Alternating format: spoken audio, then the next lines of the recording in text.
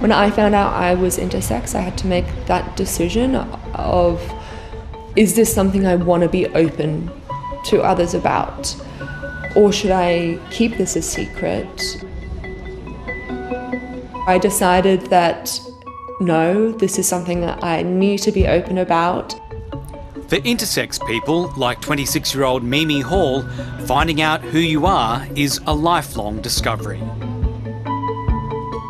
Growing up with this knowledge that I had this thing that made me different, but doctors still trying to reassure me that I was still a female, was very confusing. Children are born either male or female, but a very rare number will be born with variations in their biological sex characteristics that don't fit a typical male or female body. There are many different variations under the intersex umbrella, including hormonal, physical or genetic. For me personally, I've got something called 17-beta-hydroxysteroid dehydrogenase deficiency, which is a very long and very complicated word, but it basically means that I was born with XY chromosomes, which means I was kind of coded to become a male, but the variation I have meant that in the womb I didn't absorb any of the testosterone that I was producing, and hence stayed for all other intensive purposes with female sex characteristics. Not long after Mimi was born, her parents sought advice about her variation. When she was born, we had no idea. It was only when she was about 1 that we discovered that she had an intersex condition. The family was living in Europe. Doctors told them that Mimi might develop cancer if they didn't operate. The whole team there, we saw an endocrinologist, a surgeon and a psychologist, and they were so supportive. But we were never presented with an option of watch and wait.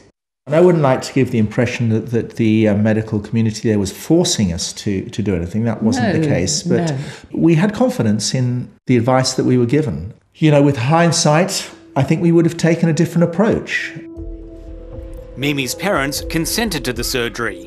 But looking back, Mimi wishes she had more say over what happened to her body during years of treatments. The experience of medical intervention, such as surgeries, and then having to go into hormone replacement therapy, made me feel like my body was wrong, and made me feel like my body was almost alien and absurd and bad. The rights of intersex children to decide what happens to their body is now at the centre of a bill before the ACT Legislative Assembly. The Barr government heard from many community members who had harrowing experiences. Everything from physical harm to psychological harm, extreme distress from individuals who feel that they had their bodies mutilated without their consent. The bill sets up new restrictions on certain irreversible treatments in favour of delaying them until later in a child's life. The lived experience of many people and their parents is that if they had known back then what they know now, they would never have undertaken the medical intervention. Intersex advocates like Tony Briffa want to see the protections extended around Australia. A long-time campaigner, she's also a local mayor in Melbourne. I was born with a body that is not exclusively male or female. I have attributes of both sexes. From the very moment that I was born, I was pathologised. I was treated like I needed to be fixed. I couldn't just be someone with an intersex variation, even though there was actually nothing wrong with me. Tony was a young child when she had surgery, but she says she was not fully informed of what was about to happen. When I was 7 and my internal testes, my gonads, were removed, I was told that I was having tissues removed, and I was 7. Clearly, I thought they were talking about Kleenex. They didn't need to be removed. They weren't cancerous. They never were cancerous. The risk of cancer was very low. They should have simply just waited until I was old enough to make those decisions for myself. Under the ACT's proposed laws, a case like Tony's would need approval from a review committee, which would have to consider any wishes expressed by the child if they are able to. It's my right, my body, my right to decide.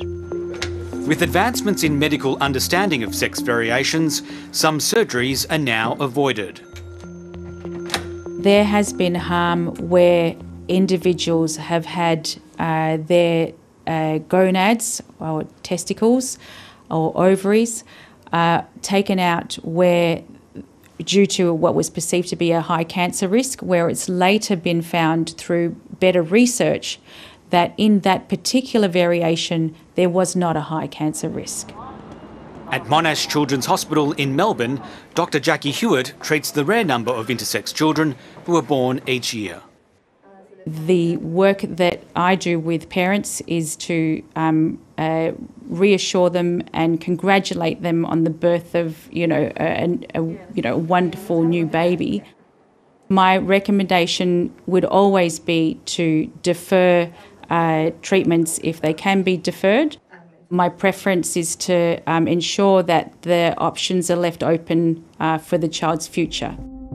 The body representing paediatric surgeons has broadly welcomed the ACT's proposed laws.